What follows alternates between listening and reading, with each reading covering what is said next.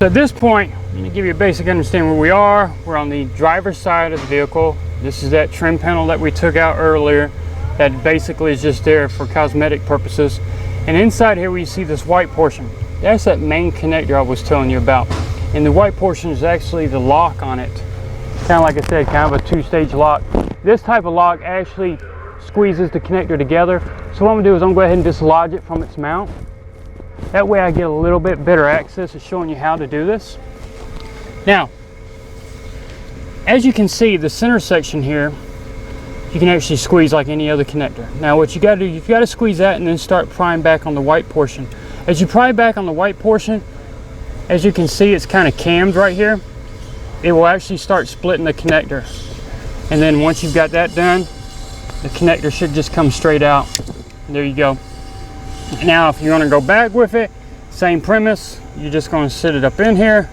Make sure the lever's all the way back. As you squeeze it together, the lever's actually going to start closing in on itself. And to make it finally tighten down like it should be, just start squeezing until you hear a snap. So for the premise of just going ahead and taking it off, we're going to go ahead and release it again.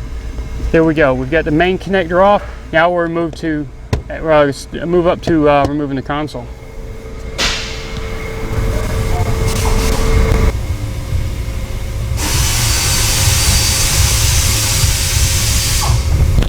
Now I do need someone to do a dry run with, kind of like sitting in. I do need someone to help me do a dry run in a little bit. I don't know if y'all feel like it or not, or you do. A what? Troy is supposed to sub in for like a guest star appearance and answer some questions. I might see if I can get you to help me on that. I don't know. I'll go home and see. Alright, so at this point, I want to turn the key back on, move that shifter again. I just got tired of that annoying beeping sound. We've got the connectors loose, the bolts. Now we can actually just go ahead and we're going to pick up. And there shouldn't be nothing else holding us. Start working our way back. Now it's just a matter of getting it out of the vehicle. Just take your time. Try not to scratch up the door panel or the console itself.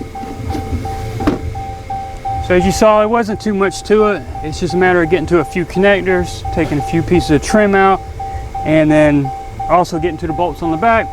And when you go back, there is an AC duct here. Just make sure when you do put the console back together, you'll kind of drop it down and you'll slide it forward. When you do, make sure that the ductwork does line up and goes inside one another. Then just go ahead and put your bolts in place. The installation is just going to be the opposite of removal. So with that, I appreciate it.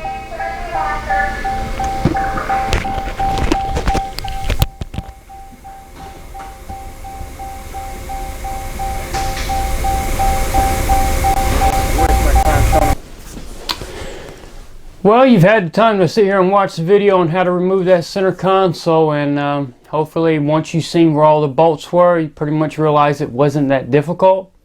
Like I said, I want to reiterate a couple things, such as make sure when you're putting it back together that you do slide the ductwork back together from the center console up to the front ductwork, as well as make sure you reinstalled your connectors. That included the main one up front, as well as the two media hub connectors. Make sure you get those in place. Otherwise, there's only 4 bolts holding it in place, and then you've got a couple trim pieces you need to put on. So always, I appreciate you watching those videos. Do me a favor, if you have any suggestions for any possible videos or anything you might want to know, maybe you've just got a general question about a car, feel free to let me know. That's what I'm here for. I'm here to help you.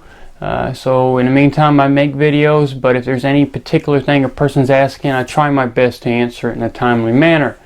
So the best way to keep up with all that is to subscribe. One thing you can do is you can go ahead and you can look up here in the real top right corner. Let me see if I can point to it. There's my logo. If you click on that logo, it'll direct you over to my main page where you can automatically subscribe. Also, at the end of the video, I'll give you a moment there to click on the subscribe button as well. Whenever you subscribe, it's always going to notify you of anything new that's coming up, whether it's our Facebook page that we've got created. We're still working on the website. It also lets you know anything that comes up that You never know, it might be related to a problem you're having, or maybe you'll have a problem eventually and you go, hey, I remember there was a video on Motorcity Mechanic. Now you know where to go. So any kind of thumbs up, thumbs down, all the above is greatly appreciated. So I greatly appreciate, I'm going to say it over and over again, I can't help it, but I'm very thankful that you do watch my videos, and as I always say, stay tuned for more.